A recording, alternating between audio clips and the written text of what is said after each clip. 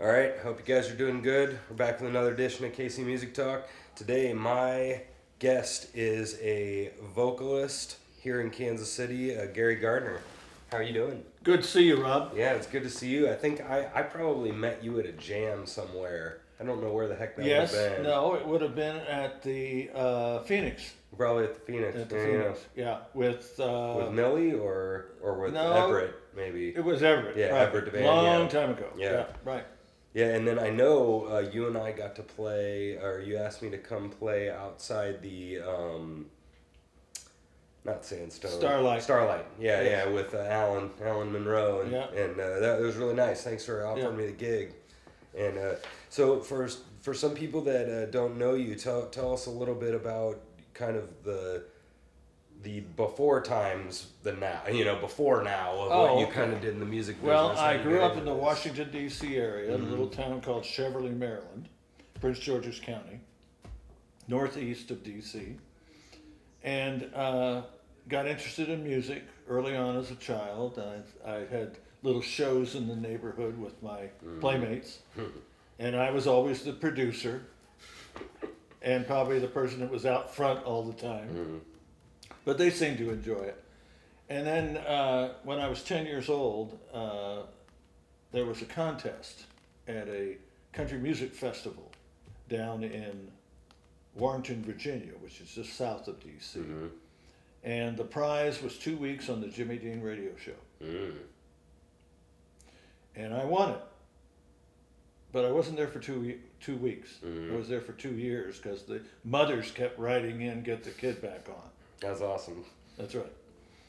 And during those 2 years, I probably was mentored by some of the best people in country music. We're talking about the Marty Robbins and Jimmy himself. And we had a girl singer who became a star on the show singing Crazy. Her name was Patsy Cline. Oh, wow. She was from Manassas, Virginia. It was really funny. That whole area there, which we refer to as the Delmarva Peninsula, Delaware, Maryland, Virginia, Washington, D.C., was bluegrass, was a bluegrass haven. And Patsy started out in bluegrass. In fact, her first record was Blue Moon of Kentucky. And then she got a contract with Mercury Records, which isn't even in business anymore, and recorded Crazy. And that became the start off of her career. Too bad she didn't last too long because she was, of course, killed in that plane crash. But I got to meet lots of different people. And one day a fellow walked in, and I was playing an old silver tone Sears guitar. And it had no tone at all. And he walks up and he says, "Son, you need a better guitar." And he thrust this thing out to me. And it was a D28 Rosewood Martin, 1953, brand new. Because Martin guitars at the time, and Gibson, were giving their guitars to these country music people so that they would play them on the air or in a concert, and people would go out and buy them. Well, you can imagine what that's worth today. And his name was Marty Robbins. Wow. So those are the people I was meeting. That was neat. That's neat. Yeah, so what did you learn on the show then? How to perform. Not to sing, not to play my guitar, but how to perform. In other words, handling the middle ground between the songs. And Jimmy was probably as good at that as anybody.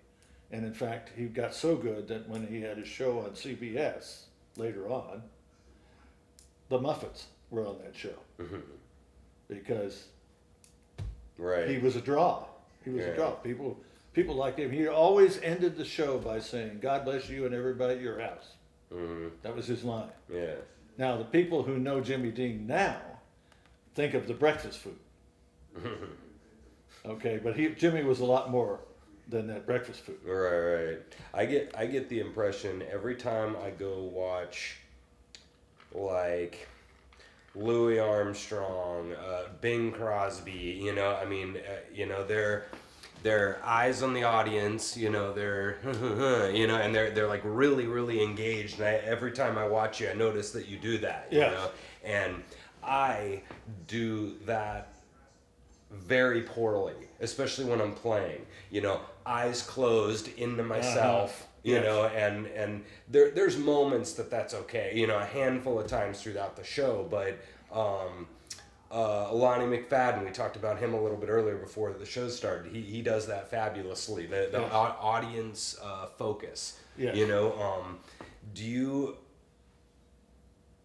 you find that a lot of people are sort of or into themselves? You mean introverted? Well, that too. Yeah. But when they're on stage, they're just kind of not worried about all this crap out here, and they should be. Or that is correct. In other words, they are so into themselves and the way they play that they don't even know the audience is out there, and the audience is not paying attention. You have to make the audience engage, and then you have to hold them in the palm of your hand, and that's what Lonnie does so well. Right. And there's a lot of people that are good at that, but yes. And the other thing that you mentioned a couple minutes ago is the idea of the between songs kind of stuff. Yes. Right? And my buddy does that fantastically that I play with. Like he's just yapping jokes to them, and they're really looking at him. Are there some people that can get better at that, or is that everyone can learn to get better at that? Yeah. It's called presence. Mm-hmm. In the business world, it's called executive presence. Mm-hmm. Okay. Do you look like you should be the boss? Mm-hmm. That's very important. So, no, but from a musician standpoint, if you can finish the song and go, ladies and gentlemen, I'm glad you really enjoyed that song. And the next song I'm going to do, I think should tell you a little bit about that. Mm-hmm. That's that presence. That it leads the people from one point to the other without leaving them wondering what you're going to do next. Mm-hmm. And that's a sin for most musicians, is that they lose touch with the audience. Right. And then they have to get it back again, and back again, and back again. Yeah, I wonder that I've said this on the show a couple of times that what's the and shtick is a bad word, but there's some and I always use the example of Kiss, right? So they do the tongue, right? The Gene Simmons tongue, and they've got the fire and the lights and and the costume, right? And that's how they grab you, is all this all this stuff, right? And then other groups might have a very, very good-looking lady front singer or something, and that's how they're grabbing you. My buddy does jokes, and that's how he's grabbing you. Do you think that there's probably not a best, but are you saying that the grabbing is the point? The holding is the point, not the grabbing. Mm-hmm. Well, not the grabbing, but something like this. So I'm so glad you're enjoying this, and. Am I in the right vein for you? Because when I sing at the senior living places, which is what I'm doing now, I'm asking the audience all the time, do you have any favorites you'd like to hear? Yeah. And they're just blown away when I can do this old song from the 40s that means so much to them. Right. Yeah. That's a whole nother deal with the requests. Yeah. Because as musicians, you've done this for years. That requests can send you down a rabbit hole pretty bad, pretty quick, but it can be great too, right? Well, I think you'll enjoy this.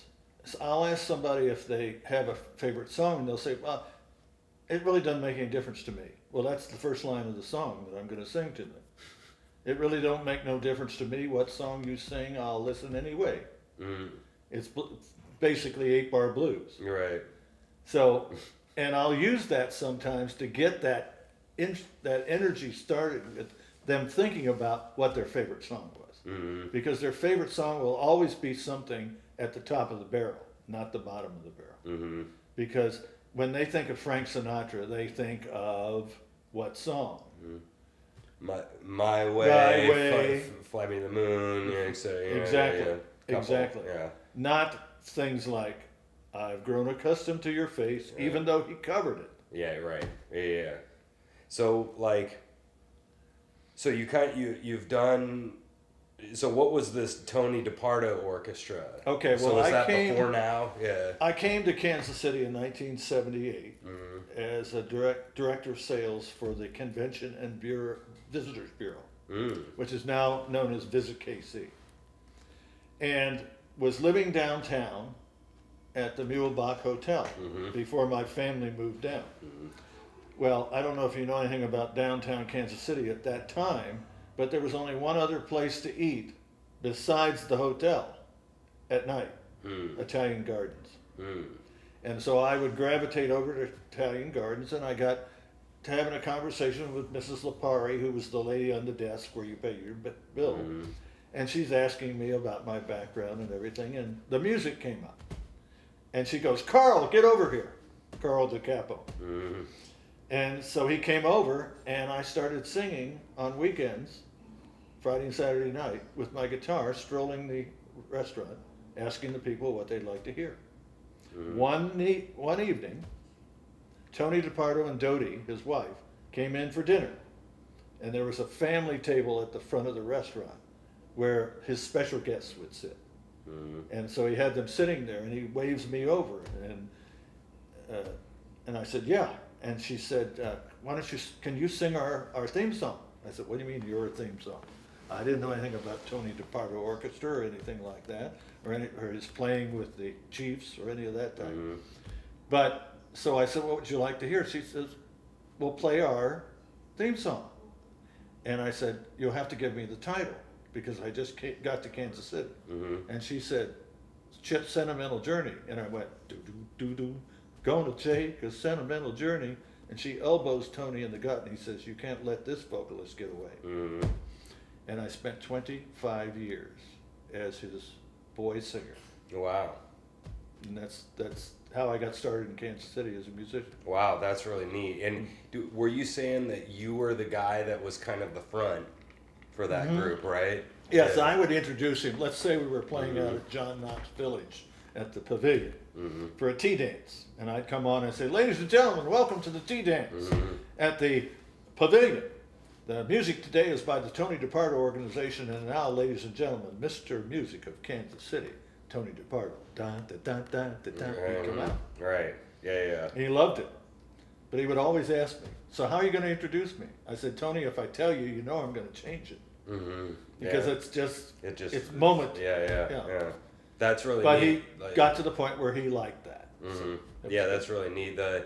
The like we've already kind of talked about. So many people are bad at that, man. I'm terrible at that. My buddy's great at it. He'll just start yapping. Yeah, and you have to just let yourself go, because if you talk about what you know, you can't make a mistake. Right. Yeah. If you start thinking about what you want to say, you'll fall over your words. That's why your buddy is so good at it, and you're afraid to do it. I don't mean fear-wise. Yeah, I know. But you know what I'm talking about. Yeah. Well, that's got to be exactly like speeches. Well, it is. I know I could get up and talk about music to 300 people. It'd be easy, Sure. What do you want to know? That's because you know the subject. Yeah. Well, the other part of my business here in Kansas City is called Full Voice. I'm a vocal communication trainer, and I help business people sound like they know what they're saying. Yeah, talk about that a little bit. Okay. The number one fear is speaking in public. The number two deer. Sometimes I fall over my words. The number two fear is what you and I are doing right now, is just talking back and forth, but happen to be doing it in front of a camera. Yeah. So we might be a little bit nervous. Okay, so I help people introduce themselves well, so that they can get other people to talk to them and possibly do some business together. I've been doing that for 27 years. That's really neat. So how many people come in and meet with you that are like ridiculously fearful? I mean, you probably get kind of grades 90%. 90%. Yeah, because they have been told over the years that speaking in public is hard. Because our culture constantly says that to people. You'll hear parents say, "Well, we just don't do that in our family." And so the kids get that feeling. And my parents never said things like that. So I never got that feeling. Okay. If I wanted to do something, my mother said, "Sounds good, let's go." Right. A lot of parents go, "No, wait a minute, you might make us look bad." Yeah, and so the look bad thing, I wonder if a lot of, I mean, I've told this to my students a lot, it's the judgment thing. You know, you're there and you're worried about this judgment from the crowd, and Exactly. it's like... Well, it's fear of being good that people are really having a problem with. Not screwing up. Not screwing up, but being so good that they ask them to do it again and again and again and again. That's interesting, yeah. And that's what happens in business. Because if you do it well, they want you to be the spokesperson. And what I've done over the years is build spokespersons within companies, major corporations in Kansas City, governmental agencies. I can't mention who they are, but... Or I'd have to kill you. Yeah, or you'd have to kill me. No, but yeah, I think the stage fright thing is just hilariously fascinating. That it just, with all musicians. Well, that's because the people come in with this wrong impression of what communication is in general. When you walk out your door in the morning, you are speaking in public. You're right. Yeah, you're in public. On the telephone, one-on-one, or in front of groups. Right. And there really isn't any difference in the voice you should use, but most people have 3 different voices. They have a telephone voice that sounds like this, hello. Then when they know who it is, they go, oh, hi, how are you? And that's their real voice. And then when they have to get up in front of a group of people, they establish this. Yeah, it's all of a sudden a But different... you don't need 3 voices. Yeah. It's all of a sudden fake, too. Oh, yeah. You know, that third one you talked about, all of a sudden they change. And because I've been telling my students about, if you're getting up in front of people with a song that you played for the last 5 months, it's way different than, you know, you guys dropping a tune on me from the 40s that I don't even know about. You know, it's way different feeling. And so I keep telling, but that's back to what you were talking about talk about stuff you know. Same problem. Play what you as soon as you play what you know, you're like, come on, you did this at home literally 2 days ago, and it was pretty darn good. Just play it. But with your experience as that thing we did at Starlight, we did a song. You knew what to throw in there when it was time for your solo. Right. You didn't even have to know the specific and that's song. Different, right? That's totally. different. I mean, because I didn't know the song, but I knew, you know, okay, here we go. A shuffle again. Here's the progression. Right. And so that's still experience, you know, but that's what I tell them, and that's what you said is the talking about what you know, and you know about business or whatever the thing is that you're about ready to, and kind of encouraging people to have that. Confidence is something else. It's just a hilarious thing in our world. Right, but confidence comes from rehearsal and rehearsal and rehearsal and rehearsal. Now everybody thinks that these great athletes practice. No, they don't. They rehearse and rehearse and rehearse till it becomes part of them. Right. LeBron James actually made a comment one day that nobody can steal the ball from me because it's attached to me. Yeah. Right, so if you watch LeBron play, the only time the ball gets stolen is when the guy who he's passing to isn't looking. It never comes off of his hand. That's rehearsal. Yeah. And so what I do is I tell people to rehearse their talk, but never say the same thing twice. Just talk about their talk. And then it becomes real, like our conversation here. I'm not thinking ahead about how I should answer the question. I'm talking about what I know. Yeah, that's really good. I mean, it's major league muscle memory. Is what they're doing. You know, music, we do that all the time too. Well, yes, it is. Yeah. Well, this woman today was over at this nursing home where I was playing. She said, how do you just change chords without thinking? I said, because of the right chords. And I know what the right chords are. Right. Yeah. So you were talking about, tell me a little bit more about your coaching thing that you've been doing.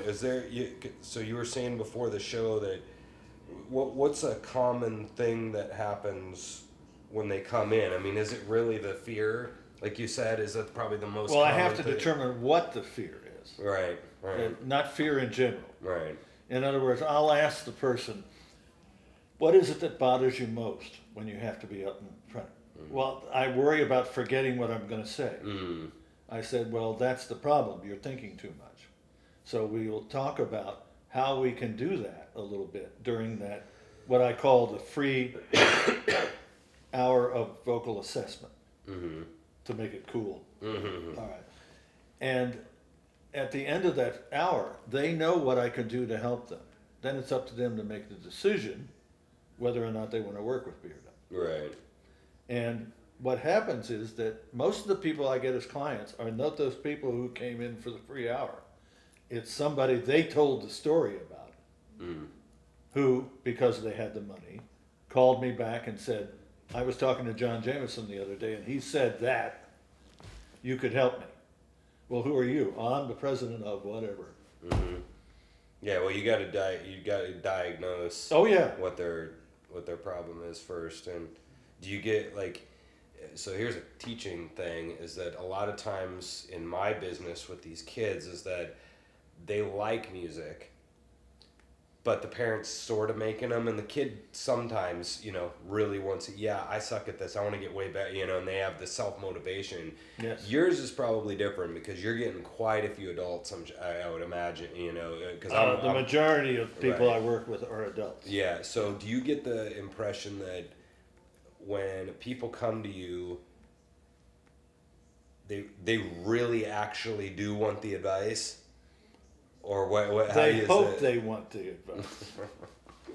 And they're worried about what does this cost? You're sure. Of course, I don't tell them that up front. Yeah. I take them through the whole process, the whole exercise regimen that I require that they do. How do you rehearse? All these different things. And at the end, I say, now you'd probably like to have the $64,000 question answered. How much does this cost?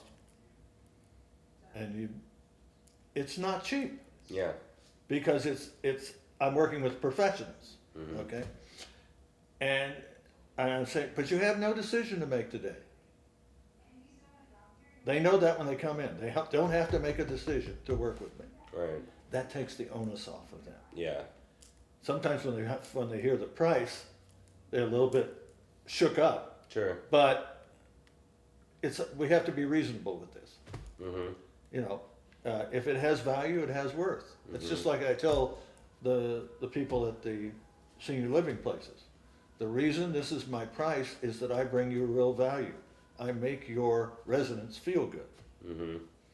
In effect, I do music therapy without a degree. Right. Yeah, that's kind of what you're doing, huh? Yeah. Is a little bit of music therapy. I mean, is that what? And that leads to another question: should that be the goal with everyone? In a way, What should be the goal? Every show should be not therapy, but I mean every show should have Make you feel good. Make you feel good. Them. Yeah, the audience needs to feel good. Yeah. I think some people lose that. I lose that sometimes. I know I'm bad at that sometimes because it gets self-absorbed.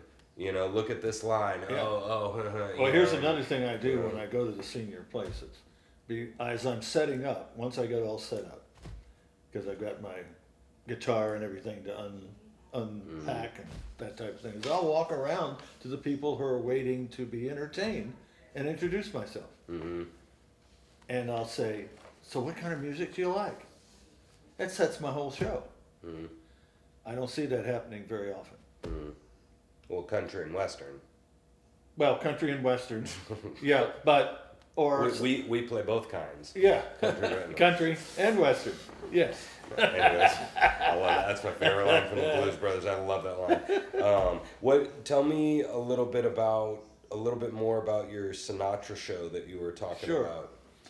For the senior living places with more expansion of people. In other words, if they have a lot of residents, then I'll offer a 90-minute Sinatra show where I bring my trio in to play behind me, and we do everything. We do songs from the entire Sinatra book. Of any. Now, you have to be really careful with this because Sinatra covered everything. Yeah. But there are certain songs that were signature for Frank. When he came back for his second career after he retired, then the song was "Let Me Try Again." Well, there are certain people that know that song, and it turns them on. Yeah. And then there are certain people who just want to hear "Got You Under My Skin." Mm-hmm. But at the end, you have to end with "My Way." Sure. Yeah. And so, this is one thing that's interesting too, is that in Kansas City, I get the impression that Kansas City in general is fairly traditional, like maybe compared to New York. Oh yeah. I get the impression that in New York is new, you know. Mm-hmm. But it's funny to me that when you go to like hear a lot of the blues jams, for example, they're doing all old standards. Oh, yes. Right? You go to all the jazz jams, they're doing All of Me, they're doing Night in Tunisia, they're doing jazz standards out of the real book. Yes. Country is the same way. I hardly hear any new country here. It's all well, when I do country, Folsom Prison. It's that kind of stuff, you know. That's like, exactly what I was going to say. Not Folsom Prison. Right. Songs that everybody knows. Right. Yeah. And rock is the same way. I hear a lot of 70s stuff, which is great. I love that. You know, I love all that stuff. And do you get what do you think about the people that want to hear the stuff that they're really familiar, because you were talking about asking them what they want. It's not about what you want, it's what they want. Well, and what do you have any opinions about, like, I guess you sort of already answered this about that. That's great, you just play what they want, they're comfortable with it, yay. Oh yeah. You know, and so, like, because that, in my generation, once in a while, that frustrates people, and especially people younger than me, is they want new, and right. not their same old, you know, and like, right. because I don't. Well, you have to understand, my market is 75 to 90. Right. Okay. Well, I know all the songs within that genre, Sure. so it's not difficult for me to do a program of half country and half Peter, Paul, and Mary. Yeah. It depends on what they want. Right. Now, I don't know all the Peter, Paul, and Mary, but I know the most important ones. Right. Blowing in the Wind, Puff the Magic Dragon, stuff like that. Right. Same thing with the Kingston Trio. Where Have All the Flowers Gone? Right. Tom Dooley. You don't have to get much deeper than that. And Right. they're really happy Sure. Yeah. because nobody else is doing it. Right. Well, when are you coming back? I said, tell the management. Yeah. Right. That's always what you want. You want the audience to go, hey, go tell that. Yeah, and Tell that owner guy. that's why I work at least 3 times a week. Yeah, that's now. great. So Yeah. So speaking of that, this is something that all of us musicians, because this is a show kind of for musicians and other people, but for musicians to get some more advice, and this is something that literally everyone is struggling with, is kind of, do I push really hard from the time I'm 20 to try to be a full-time musician, or do we have to go find our, consulting company, or our, teach a bunch of lessons so I can gig on the side, or find my UPS job, or whatever, to supplement the income. What's your, because I've heard different opinions of that. Some people say, take a year and literally just sit there and practice 8 hours a day, and then you'll have it, and you started, and now you can be this, you'll be good enough to get a big gig with somebody as a studio guy or whatever. And then other people say, go solidify your living first, and then you'll be able to do anything you love to do because you'll have that money in play. What's your opinion? Less than 1% of the people who make it, of the people who make it, they fall into that 1%. 99% of the people who try that don't succeed. So the way that I was instructed that you do this is you get a job, like I was in sales with a number of companies, and you play on the weekends. Right. Now, if you hit it hard and somebody really likes you, maybe you'll get a record contract. But you can't count on those things. Right. Because there are so many people involved with making the decision to use you or not use you. Whereas if you're playing on a regular basis, somebody of substance might like you and sell you. It really had tough to do it yourself. Right. So I've always had a regular day gig and played on the weekends or played in the afternoon or whatever it is. The other thing about the senior circuit the senior living places, is that New Year's Eve is over at 9:00. So you're home before the crazies are driving. Your gigs ain't starting at 9. You know, that's so funny, I recommend the senior living circuit. That's funny, yeah, and that's a really interesting thing that you mentioned, is that's the stuff that we never think about, of how many people have to, like, because I've heard some people talk about that with movies, right, where you have like the executive producers got to sign off, and then whatever the not Columbia Records, but the Columbia Records equivalent of movies has to sign off. That director, and then the CEO signs off, and then the actual director and the director of photography. Right. And you have this whole bureaucracy of crap that has to say yes. And in a bar, it's really like one person. It's like the owner, right? You have your band on this local level. Well, let's say you stop at a club that you know has music, and you give them your card and maybe a little slip of paper that says, "Here's your background, and why don't you bring us in for one night? If we turn the audience on, maybe we can talk about some additional gigs." Right. Okay, that keeps it at a nice level that they can deal with. Sure. But take Willie Nelson. I just finished reading his biography. 40 years of gigging before he had one hit. 40 years of gigging. Yeah, so he was pretty old, huh? Yes. By the time he got like hit a good one. He was 65. Wow. When he had his first big thing. Now he was writing all through those years, because Crazy was written years ago. Right. But getting people to record your stuff and pay you for it was so difficult in those early years. It's unbelievable. So he played for other people like you and I do. Right. And that's where the music business is. But thinking about this fact that you're going to star is really crazy.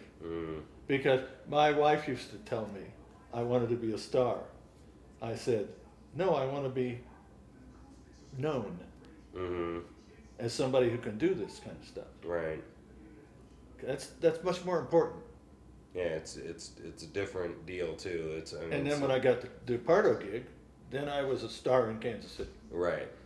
But only in Kansas City. Right. And that you've already talked a little bit about kind of setting your terms a little bit and setting the goal, and that's something that I think a lot of people, I'm bad at that too. I'm just like, well, I kind of play violin, and it would be nice to not lug boxes. That's the end of it. Oh, you know what I mean? That's the end of the goal. Yeah. I don't know anything, Pat. I don't know what the, do I want to become the Aerosmith? Do I want to, whatever, or do I want to enter a band that is like able to get on a couple of festivals once a year? You know what I mean? Like that kind of, I've talked about this in the show too, where you're at that band that is kind of at the $300 bar gig kind of level. Right. And then there's the kind of festival band where now you're up in this $800, $1,500 a gig, where you're kind of traveling a little bit outside the city, and you're getting to play for some decent sized crowds. But you're still working really hard. And you're still working hard, and you're not near at that, that next, level. Like what I just mentioned is maybe something like a Samantha Fish kind of level right now, where she's kind of pretty known. She is famous in Kansas City. In Kansas City, right? Yeah. Now, if you can get comfortable with that, and the money, and live at that level, and maybe do some other things like teaching or something like that, that's related to what you do. That's really what I've done with Full Voice, the vocal communication training firm, is that supports me and allows me to do whatever else I want to do. Yeah. It works. Yeah. And so, what was I going to say? Oh, yeah, and then you were also talking a little bit about networking before we start, and making sure, like, I mean, you and I met at an open jam, right? That's right. And like, I get the impression that Kansas City musicians in general want to meet you. That's what I get the impression of. I've heard stories about New York where they're like, "Hi," because they don't want you to steal their gig. That's right. But here, like, everybody talks to everybody. Well, this is a very open town. Yeah. In fact, when I was with the Convention and Visitors Bureau, I would bring the association managers into town to talk about bringing their meetings there. And they would say things like, well, I asked this cop how to get to this other hotel, and he took me by the hand. They don't do that in New York. Right. Or LA, or whatever. It's over there. Yeah. No, we're very open here. We are open to help each other, yes. Mm-hmm. So the networking is very important. The problem is, a lot of people don't know how to network well. They don't know how to market themselves. Mm-hmm. You need to put yourself out there and tell people what you do in a situation where people are wanting that information. Mm-hmm. Very important. Yeah. A lot, like, I think my mom has talked to me about that before, is that networking is one thing, but like you just said, networking to the actual people that are actually looking for you. That's right. Is a big deal, and that was something that I'm still, still definitely thinking and learning about. Well, just like I will go to these meetings of professionals in aging. These are folks that market the different senior living places, mm-hmm. or provide care in the home or whatever that has to do with senior people. Well, and I introduce myself, and they say, "Oh, well, I want you to meet my activities director." Right. Well, the activities director does all the booking. Mm-hmm. Well, they've taken you right in the back door. You don't have to fight your way in. Mm-hmm. That's the important thing of networking. Right. Because people will remember you if you can say who you are. Just like, I'm Gary Gardner. I'm a professional musician.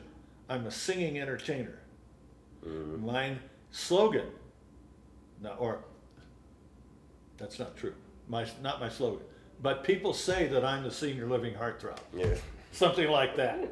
The senior living heartthrob. That's too much. I can't handle that. Mm-hmm. No, I'm just kidding. I can handle it. Yeah, I can handle it. And I can't remember if we've already said this on the show, but did you, because we were talking before, and you said, who does your social media? My daughter. Your daughter, yeah. Yes. I found that because we want to play music beautifully, and that's what we want as musicians, our focus. Yes. And I think there are some people that are really good at sitting there and yapping at people to network themselves, like one-on-one. Mm-hmm. But the whole internet thing, they're like, ugh, I mean, they think it's just gross because they don't want to do that stuff and they're not good at it. But what are they missing out on? Yeah, when you're 76 years old, the internet is a little like this. Right. So what Amy does, that's my daughter, mm-hmm. is that she helps by causing the connection. Mm-hmm. In other words, if I do a posting that I want people to see, she posts it. Mm-hmm. And if they respond, she takes the response, asks me what I'd like to say, and she says it for me. Right. It still accomplishes that. Sure. Yeah. In effect, that's what employees do for a company. Mm-hmm. They have special skills that allow them to accomplish certain things that would be difficult for another person to do, mm-hmm. even if he's the boss, because he doesn't have the time. Right. So. And delineating responsibilities. I mean, that is really important because all of a sudden, Justin Bieber, any big name star, now that they're big enough, they can just go have other people and they do have it for it, and they have to because there's to. so much crap to get done. But but that's really nice when you can get on like a local level with these $400, $800 kind of bands where you kind of have a little bit of name. It is nice to get a wife, a daughter, a friend or whatever that is good at, to kind of help you with that. And, and my daughter's an extremely good networking person on her own. Right. So it isn't hard for her. Yeah. Now, if you're talking to somebody about doing this and they're tentative about it, you don't want to hire them. Sure. So. Yeah. because we're just not good at that. No. Like, I mean, so, and my dad talks about this. He'll go like, this guy's website is trash. You know, I'll get on it and like, where are you playing? Like, where do you know, like, all right, I'm not seeing you, you know, and he just, and I understand, like, how annoying that is. And Stan Kessler does a nice job. Mm-hmm. Yeah. He does a nice job. Yeah, I really like Stan a lot. I've seen him, or I've heard him on KKFI a lot, and I'm sure he does really good. I know I saw, you know, Sons of Brazil blasted everywhere. You know, when he was kind of going with them really hard. Talk a little bit about you and I have a mutual acquaintance with Alan Munro. Talk about Alan a little bit. Alan Munro is one of the self-taught keyboardists who just can play anything. We were out on a gig one night, and this woman came up and asked for Moonlight Sonata. He played it for her. But Alan can't read music. So when he was in the service, he wanted to join the Navy band or the Air Force band, depending upon, I don't forget what service he was in. And they wouldn't hire him because he couldn't read music, even though he could play better than the other people who were playing. Well, the thing for Alan is that Alan listens to what's going on around him all the time.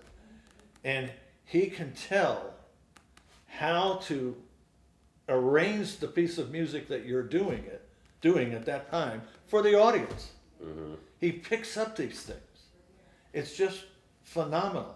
And he plays this Roland, and he actually knows how to use the Roland. Oh, yeah. He can bring in the strings, he can bring in the girl singers, he can bring in, it's fabulous. And the nice thing about Alan is he's very humble. What can I do to help you? So he's much in demand. And he can sit down there and play with anybody in town and make them sound better. Right. Yeah, I love I noticed this when I got into town, that I noticed some people who had a lot of chops, but then I noticed some of the other guys, and Alan would not necessarily be in this category, but some of the blues guys, and I won't mention the names, but I noticed that they didn't have, you know, as insane a chops as some of the jazz guys, but my God, their catalog was freaking enormous, right? Like Alan's is, right? I mean, they just know every single song, and I'm like, okay, who's better here? You know what I mean? Better is a silly word, but I'm like, who's gonna get more gigs is a better way to look at it. You know, that's the key. This guy is, you know, a is shredder your from repertoire hell, vast? But this guy is it good? This guy's got 300 songs off the top of his head, and then another 300 that he could hack through. You know, if somebody else was leading him, easy. You know, and that just really impressed me, especially vocally. You know, because all of us musicians can kind of hack through a whole bunch of songs, but the guys that know all those freaking words. But the beauty of Alan is that if he's playing, something from the Peanuts, the Schroeder stuff, it sounds like it. It doesn't sound like somebody trying to play it. Like Christmas this year. Sure, yeah. Christmas, you know. It's phenomenal stuff. And it's so much of a pleasure to work with he. And then my other keyboardist is Don Warner, who is out of sight also on the standards. Yeah. And you, I know I've heard you do, like we were talking about, that kind of old like 50s kind of stuff, you know, at jams. I've heard you do like some, like I think some Elvis stuff, you know, something like Bless My Soul. Take my hand on my pillow, you know, like, and so like. Now, what you're talking about is Can't Help Falling in Love with You, right? But like, it's funny because Alan is one of those players that, you know, he's not like one of the beboppers that you'll hear down at the Blue Room. No. But he knows quite a few jazz tunes, like really hardcore jazz tunes. And then he also knows kind of all of that old 50s kind of, the crazies and, you know, those type of songs. Since I Fell for You. Right. And then some of the old, and then then for you, it's kind of like you obviously started in doing a lot of that country stuff, and then there's sort of those old rock tunes, and then there's the Sinatra stuff, and there a lot of it, especially the ballads, are very similar, you know. But where I started with country was when it came in with what was referred to as rockabilly. Yeah, right. Where you had da-dum, da-dum, da-dum, da-dum, da-dum. Well, then that led right into rock and roll. Sure. So.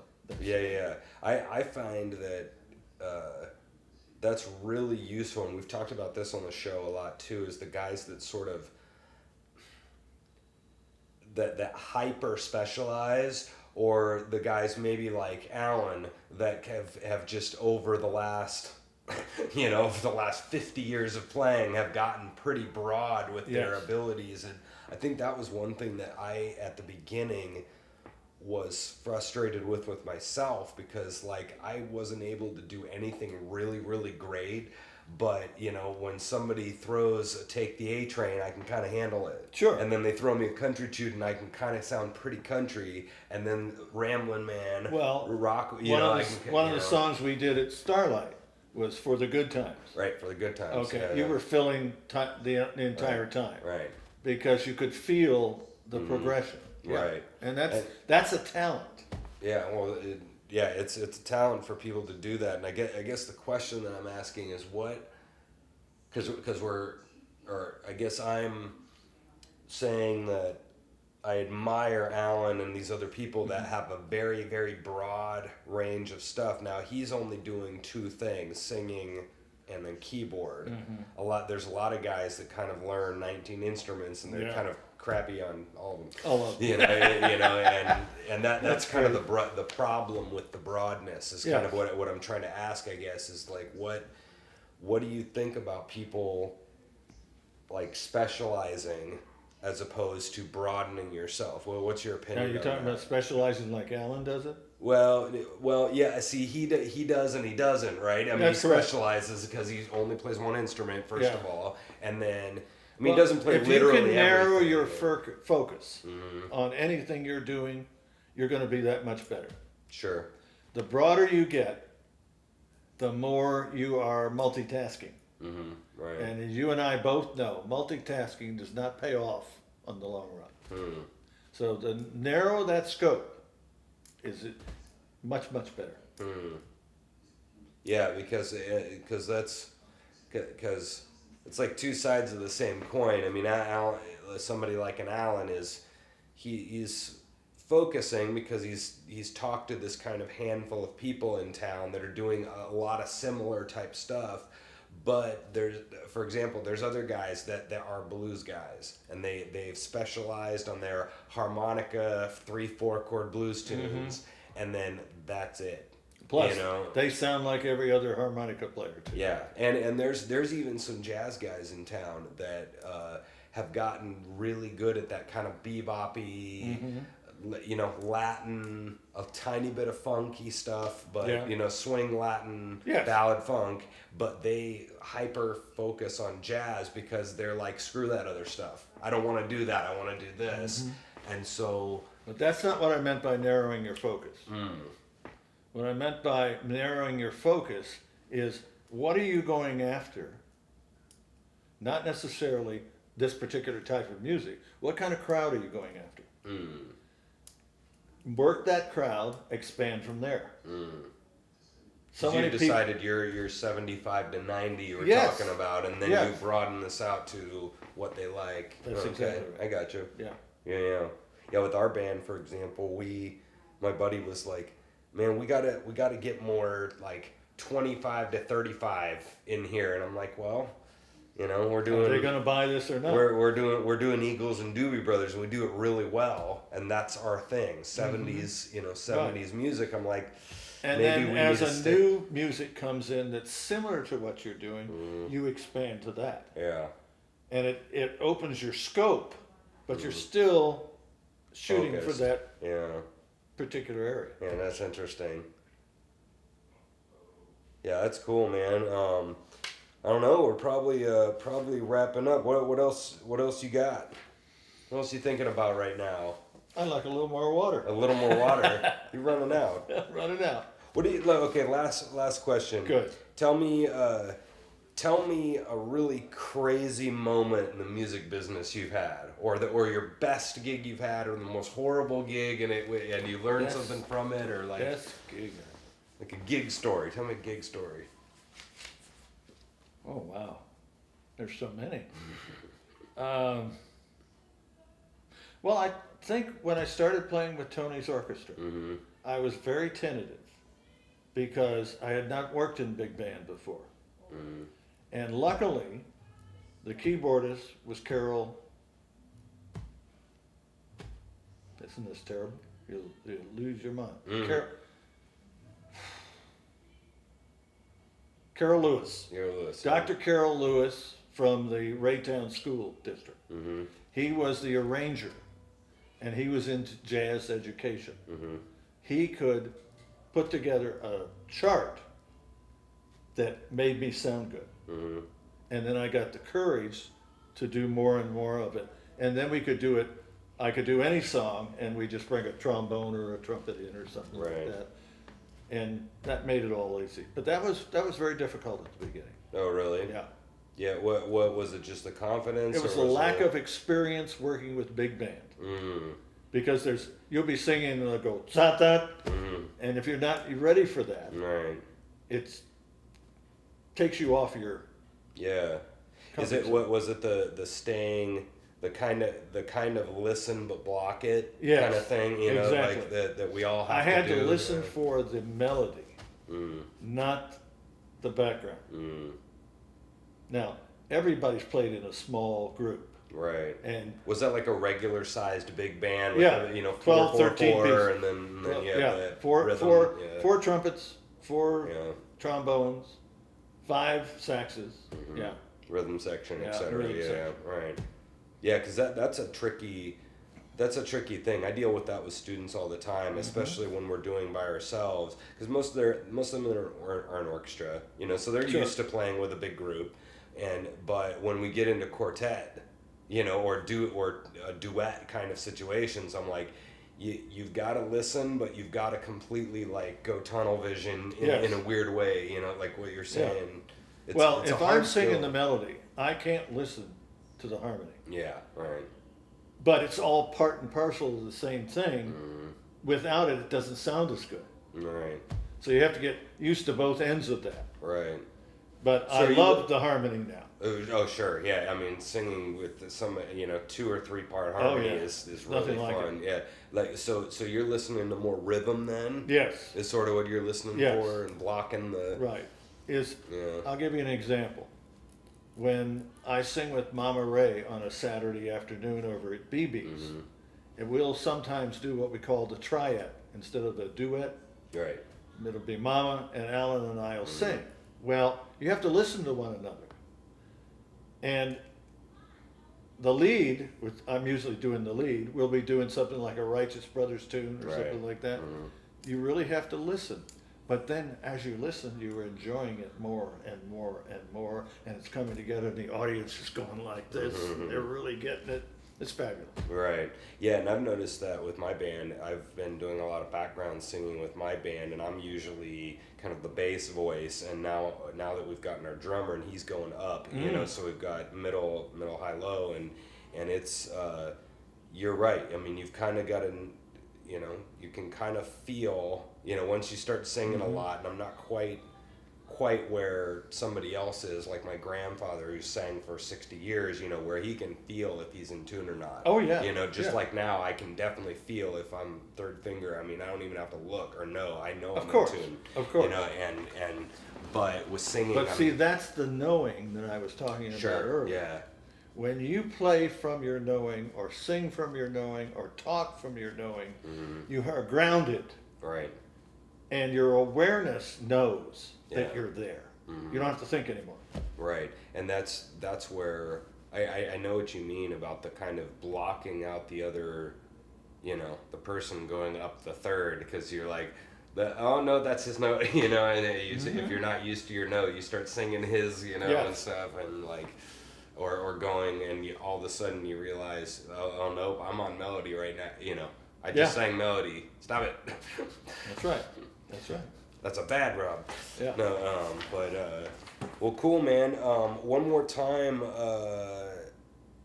tell them your 2 things you're doing. What was your business? The band is called Gary Gardner and In Full Swing, because that's what we do, swing. From the 30s, 40s, 50s, 60s, 70s, and then beyond that, the better music that was coming out in those different decades. And then my day gig, 3 days a week, I am helping people speak better with my company Full Voice. I'm a vocal communication trainer. I help people sound like they know what they're saying. That's and awesome, I guarantee the work, which is really interesting. Yeah. And it's 6 1-hour sessions over a 2-month period. After that, they don't need me anymore. And they go, "That's amazing." I said, "Yes, it is, isn't it?" Well, that's great. Gary, thanks for coming in, man. Let me put my water down. That was really fun. Pleasure, Rob. Yeah, that Always. was fun. So Nice to be with come you. check out his band, and if you have some questions about speaking. Oh, do you want me to give a telephone number? Well, maybe we'll put a link. Okay, in the bottom that'd be of the good. thing. Yeah. That'd be good. But go find him on social media and all that, and we'll be back next time on KC Music Talk talking to more musicians. So get out of here. We're done. See you later.